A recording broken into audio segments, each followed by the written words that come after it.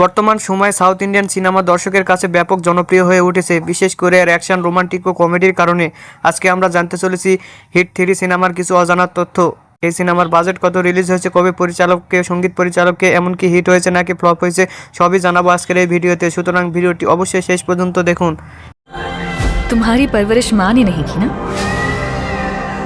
You can't survive here.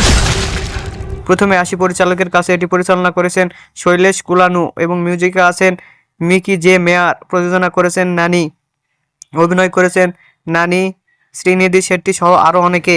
এটি 19শে March 2026 সালের তেলুগু ভাষায় মুক্তি পায়। এই সিনেমার বাজেট প্রায় 70 কোটির মতো। এটি বিশ্বব্যাপী আয় করে 120 কোটি। সেই সাথে সিনেমাটি ব্লকবাস্টার উপাধি পায়।